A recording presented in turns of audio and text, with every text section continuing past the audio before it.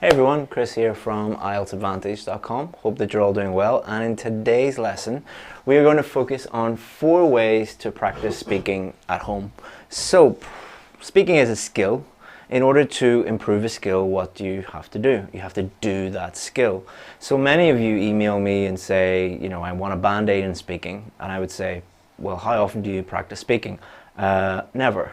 Okay, so in order to get better at speaking, you must practice at home. It is a skill that you need to sharpen your saw as much as possible. So there are 4 ways that we're going to look at. These are not the only 4 ways, but these are the ways that I have come across the most and that have helped my students the most. You don't need to do all 4 of these. If you only do 1, that's fine. But I thought I'd give you as many different options as possible. Okay, so number 1, record yourself. We give our VIP students an incredible amount of one-on-one help on their speaking, but even though we do, we encourage them to record their performances at home and listen back to them. So that might sound a little bit strange to some people. Why do we do that? Okay, so before we talk about that, what are you going to need in order to do this? So number 1, you're going to need a phone. If you're watching this, I'm sure that you have some sort of smartphone. Doesn't need to be a fancy smartphone, but just something capable of recording your performance. There are millions of apps out there that will allow you to do that. Then you also need IELTS practice speaking questions. So you can find these just by Googling IELTS speaking practice questions, and you'll find many online. And then what you do is you look at each question and pretend that you are in the real test. Pretend when you read each question, that's the examiner asking you that, and answer it to the best of your ability, and then listen back to it. So why do we do this? So number 1, this is all about raising your awareness. Because when you are speaking, you're probably unaware of how you sound or the mistakes that you're making. Have you ever heard a recording of yourself speaking and you're like, oh, that sounds awful? 90% of people, when they hear their own voice on a recording, they're like, oh, I didn't know I sounded like that. So it's the same with your grammar, your vocabulary, your pronunciation, your fluency. You're probably doing things, maybe good things as well, but a lot of not so good things that you're completely unaware of. So you're raising your awareness about those mistakes. And there are also mistakes that you are making that you've made them for so long that you think that they're normal. Or when you're speaking, you don't realize that you're making them. So by recording yourself, you are raising your awareness. Let me give you 2 examples. So we have lots of Filipino students and we have lots of Vietnamese students. Very different in the things that they need to improve, the things they're good at, things not so good at. But recording their performances really does help them in different ways. So they're a good example to use. So Filipino students normally have amazing pronunciation, really good fluency, quite good vocabulary, but normally their problem is grammar. And until you get your grammar to a certain point, like if you need a band 7, you're not going to get a band 7 until your grammar is at a band 7, no matter what they tell you. So you do need to get your grammar to that point. So many Filipino students are used to speaking English a lot, but they're not used to speaking standard English, and they're making lots of little mistakes like prepositions and articles and things like that. But the key thing is they've no idea that they're making them. They're not aware that they are making those mistakes. So when they record themselves and listen back to it, they're like, oh, I'm missing that article, or I put the wrong article here, or that's the wrong preposition. So they're able to improve their grammar at home without the help of a teacher. And a lot of it is just being aware of those mistakes. Vietnamese students normally have really good grammar, quite good vocabulary, quite good fluency, and for a lot of Vietnamese students, pronunciation is the problem. They are the opposite of Filipino students in many ways. So for them, what they often do is miss the last sound, the last consonant sound on a word.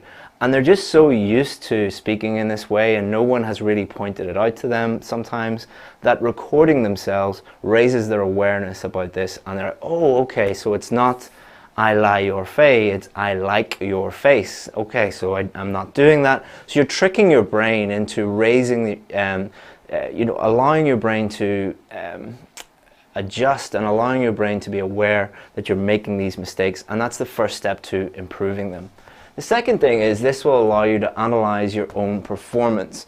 So you might not have the luxury of having a really great IELTS teacher sitting beside you listening to your performance, and you don't need to. It's a luxury. It is a great thing to have. Like, we do one-on-one speaking tests with our students. We do mock speaking tests and give them feedback. Not every student has that luxury, has the access to a teacher in that way, or has the money to pay for that. But you can do this at home by recording yourself and analyzing your own performance. Think about grammar. How many mistakes are you making? Which mistakes are you making? Vocabulary. Are you using vocabulary correctly? Could you improve your vocabulary? Could you use a different word? How are your collocations? For fluency, are you speaking at a normal pace, or are you pausing and hesitating at times? Why is that? Is it language related? Is it content related? And then you could also think about pronunciation. If you can't understand what you're saying, no one else is going to be able to understand what you're saying. So why is that? How's your intonation? How's your connected speech? So you're analyzing your own performance, and in a way you're able to become your own teacher. The very, very, very best students that I have ever worked with are normally the students that don't need much help from me. They become independent learners. They become independent students, and they're able to really improve at home by themselves. They need me a little bit, but it's strange that the higher the scores of a student in general on my course, the less help they need. The students that really struggle are the students that need the most help, and it's a lot to do with autonomy, about becoming an independent learner. So that first one, I would recommend that one for everybody. So in the comments, do you think that this is useful? Or have you tried this before? Has this worked for you? Or please go and try it and come back and let me know in the comments, like, which mistakes did you pick up on? I would urge you to do this. Really, really, really useful.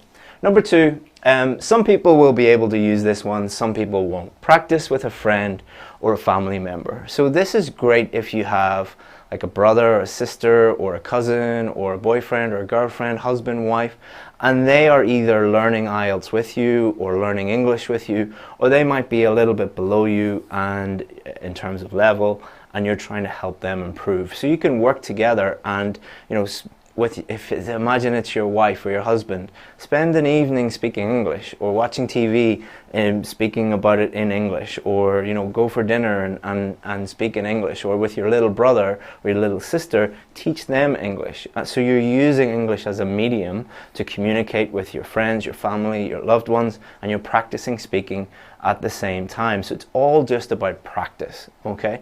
You might not have anyone, or your family members might, you know, hate English or anything like that. So you don't have to use this one, but for many of you it will be a great opportunity. Like I've so many students who, it's a husband and wife, and they join my course together, and they're both struggling with their speaking, and I say, do you speak to each other in English at home? They're like, no, never. So why not? You know, they want to move to Canada or Australia or the UK, and they want to get a high IELTS score. And, you know, I know that it's tiring. I know when you see your husband or your wife, sometimes you just want to relax and not focus on studying. But if, you know, if your goal is to improve your life and improve your English, why not do that for 1 hour a day or something like that? And if you want to master something, if you want to get good at something, the best way to do that is to teach it. So I've had students in the past who their little brother or cousin was wanting to do the IELTS test, you know, in a year or two or a few months, and they were a little bit ahead of them in terms of their preparation. And what they decided to do was to teach them what they had learned, because you can't teach something unless you know a lot about it.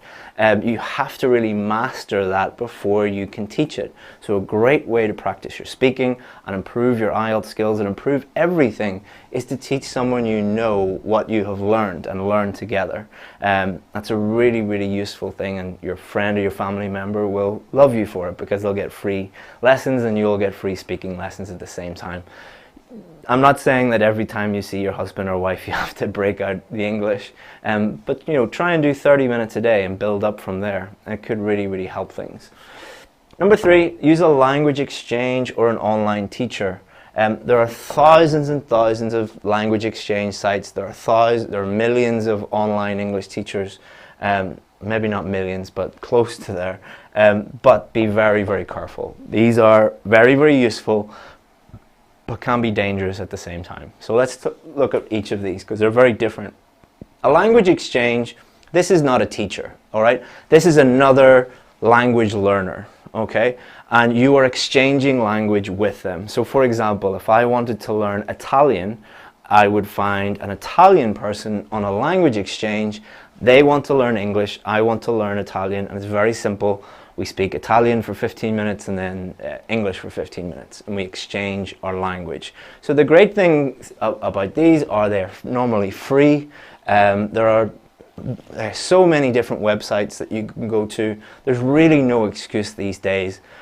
If you have a phone and an internet connection, you can speak to another person in English or whatever language you want, and you can exchange that with them. The great thing about these, as I say, they're accessible, they are free. However, be careful, these people are not teachers, all right? So if they give you, advice on your grammar and vocabulary and pronunciation and fluency, be very careful, because they might not know what they're talking about.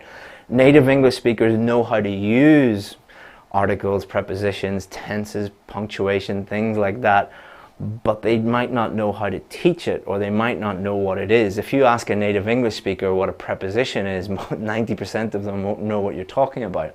So be very careful. Especially don't use language exchanges to improve your IELTS, all right?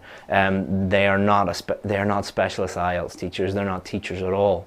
They're very, very good for just practicing. As I said at the beginning, speaking is a skill. You have to practice that skill, but be very careful with that. Online teachers. So I've put teachers in quotation marks, because anybody can become an online English teacher, all right? My son is 4 years old. I could set him up with a website and he could call himself an English teacher and start taking clients. Just because you call yourself an online English teacher doesn't mean that you are. Are all online English teachers bad? No, not at all. But like anything, like if you go to any city, offline English teachers, some of them will be amazing, some of them will be absolutely terrible, and everybody will be in between. There's always a spectrum of quality. But online teachers, there are many people who are just doing that to make extra money. They're good at speaking English because they were born in a native English speaking country. That doesn't make them a teacher. How can you tell? Normally, unfortunately, it's about price, all right? No really, really good English teacher is going to speak to you for 1 hour for $2. Like, they're just not going to do that. Normally, the more expensive they are, the better they are. If nobody's going to speak to you for free. No one's going to speak to you one-on-one for free, just give you free advice, because you can't, you need to eat. You need to pay the rent. So also be careful with online English teachers. You could have a really, really good general English teacher, but that doesn't mean that they know anything about IELTS. IELTS is a specialism, okay? Many one-on-one English teachers say that they specialize in IELTS, but most of them do not, unfortunately. So use online language teachers if you want to practice your speaking and get feedback, but be very careful. Make sure you trust them, make sure they're good, and make sure if they're giving you IELTS advice that it is the correct advice. You have to be very careful there. Okay, so last but not least, get creative. So Jack Ma, so what does this mean? Hopefully you know who Jack Ma is, one of the richest men in the world. So let me tell you his story. He grew up in a very, very provincial town in China. He was very poor. He didn't have formal English lessons or anything like that, and he became fluent in English. He actually became an English teacher. That's quite funny that one of the richest men in the world was once an English teacher. And how did he become really good at English? He, as a child, he went to the hotel in his local town. He waited outside for American tourists to come out, and he would say to the American tourists, "I will be your guide for free if you speak English to me." And he did that over and over and over and over again. Now, am I saying that you should copy Jack Ma and, you know, find the Four Seasons Hotel and go down and wait for tourists? No. But I've had hundreds of students who have been very, very creative in how they can practice English. I had one student, she lived in Ho Chi Minh in Vietnam, and she got a job in Starbucks, working behind the counter serving coffee in Starbucks. Why was that? Was it to make extra money? Not really. It was because she saw the opportunity to speak to native English speakers every single day. They spoke English behind the counter. Everything was in English. Most of their customers were in that area were tourists. So her fluency, her pronunciation, her grammar, her vocabulary just went through the roof within a few months, and she was getting paid to do it, which was also a bonus. I've had students who have gone on holidays in English-speaking countries and just spoke to as many people as possible. I've had students who go to the backpacker area of their local city or the tourist area and just chat to people. I've had people who sign up for online gaming, so you know, those games like where you can chat to other people in English. There are thousands and thousands and thousands of ways that you can get creative and you can find a way to speak English. And this is the reason why I put this here. If you can't find a way to practice, you probably just don't want to practice. If you can't find a way to do that these days, with all the opportunities the internet has given us, you probably just don't want to practice. So even below, even in the comments right now, I haven't even looked at the comments, but I guarantee there are people saying, I just don't know how to practice speaking. I just don't know how to do it. Normally when somebody emails me that and I give them all of these different options, the second thing they'll say, yeah, but I just don't have time. It's not that you don't have time or that you don't have opportunities to speak, you just don't want to. But if you really, really, really do want to practice your speaking, there are thousands of ways that you can do it. You just have to do it. Like anything, in order to improve, you have to do it. So don't watch this video and think like, oh, those are nice ideas. Actually do one of them. If you practice your speaking, you will be amazed at how fast, how quickly you improve, just like anything. You will, if you do it consistently every single day for even a limited amount of time, you will see massive improvement. Don't be one of those IELTS students that cry about they fail their test over and over again, but don't do anything to actually improve. Most students are like that. You know, oh, I keep getting 6.5 in speaking. What did you do to improve your speaking? Nothing. Okay, so why do you think that happened? All right, so let me have a look at your questions.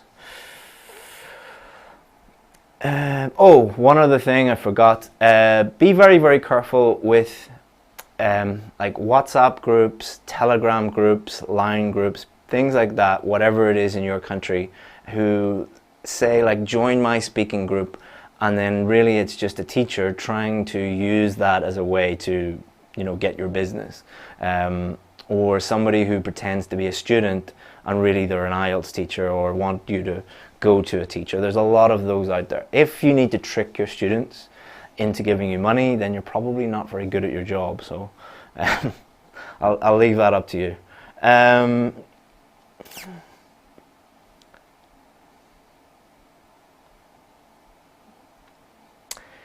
Jatinder, good question. How long do we have to speak in part 3? So a lot of people ask this question, how long should I speak for in part 1? How long should I speak for in part 3?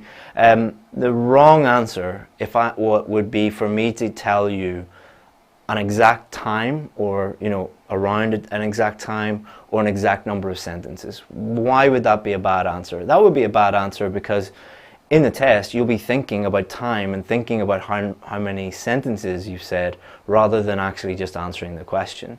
Part 1 and part 3, the best advice that I can give you is answer the question naturally, how you would normally do that. Part 1 is going to be shorter than part 3. Part 1, I don't want to give, you know, number of sentences or how long you should speak for, but answer the question, add a little bit more detail. You could add in a story or an example or something like that, but that's it. For part 3, answer the question, clearly explain why you think that or why other people think that. Use evidence or an example or a story to help support that view.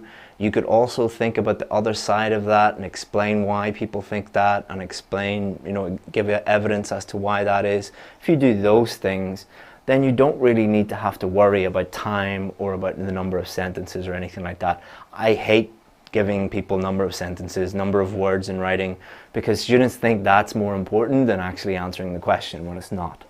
Hi sir, how can we improve task 2? That is excellent for task 2. So if you get a task 2 question, so think about a structure that you want to use. You can go onto my free website, IELTS Advantage. If you Google IELTS Advantage Part 2 Speaking, you'll get a strategy, and then get lots of Part 2 sample questions. Record yourself and do them over and over and over again, and analyze your performance. How did you do? How was your fluency? How was your pronunciation? How was your grammar? How was your vocabulary? If you do that, you'll really improve part 2. Hi Chris, can we ask questions to the examiner during the exam? No, don't do that. Hi Chris, tomorrow is my speaking exam, so any advice for me? Speak to the examiner like they are a human being, not like a recording device for your IELTS test. If you speak to the examiner in a natural, normal way, so how you would speak to a friend or a colleague in English, or how you would speak to your English teacher in English, an English teacher that you like and you're friendly with. But if you go into the exam and, hello, my name is Chris, I speak like that, then you're not going to do so well. Just be natural, be yourself.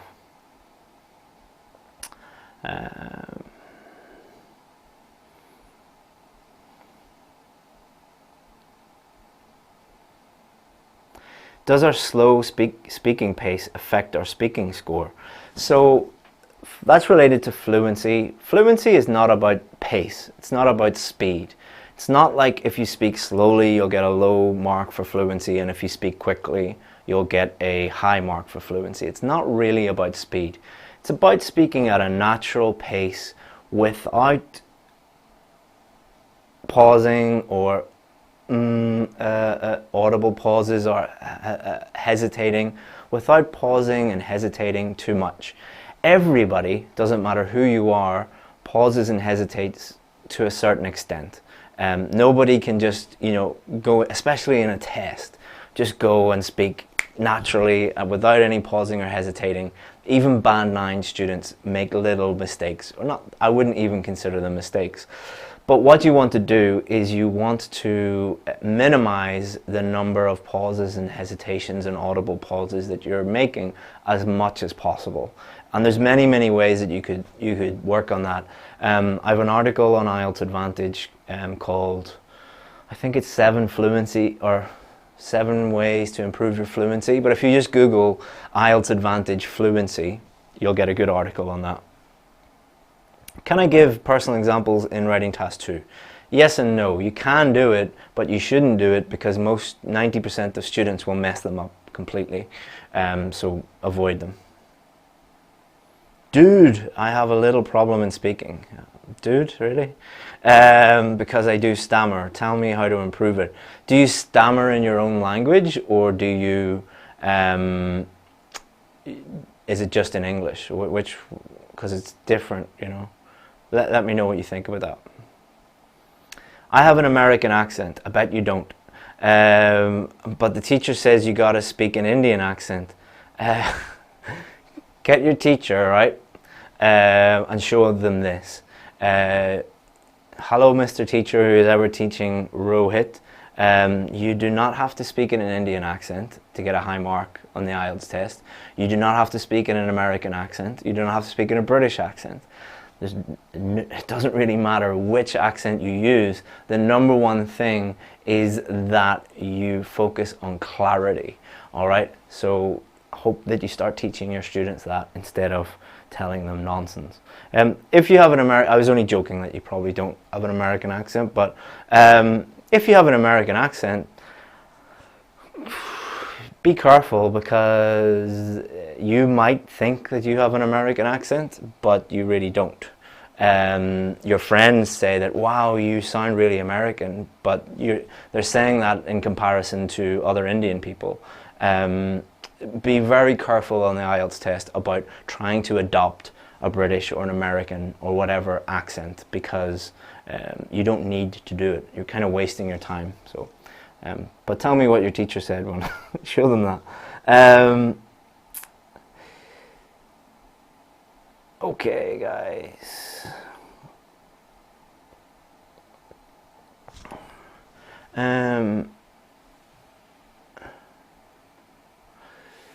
So you're saying that you do stammer in English, but do you stammer in your own language? Because if you stammer in your own language, that means that you have a speech issue that you need to, not that you need to fix, but I've had students in the past who have stammered only when they're speaking English, so that's an issue to do with English.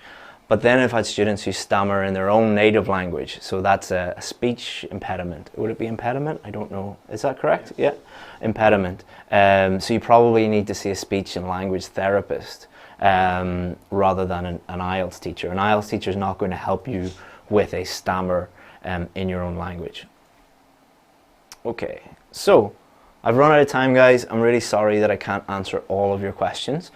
If I didn't answer your question, you can do one of two things. Number one, you can go to IELTSadvantage.com.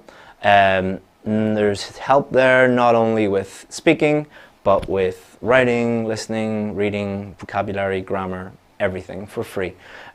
If you need help with your preparation, that could be speaking, could be writing, could be anything, feel free to send me an email, chris@IELTSadvantage.com, chris@IELTSadvantage.com, or stick a comment below the video after it goes up. Normally, this is a live video at the moment, and I will answer as many of your questions as I can. If you're watching the recording, check these out and let me know how they go for you. Try and record yourself. Try and get someone to practice your language with. Be as creative as possible, and let me know how it goes. It's always interesting to hear about how people practice their speaking, because there's so many different ways. Thank you very much, guys, and good luck to anybody doing the test tomorrow, especially the speaking test. Just be natural, be yourself, and you'll be fine. Thank you very much. Bye-bye.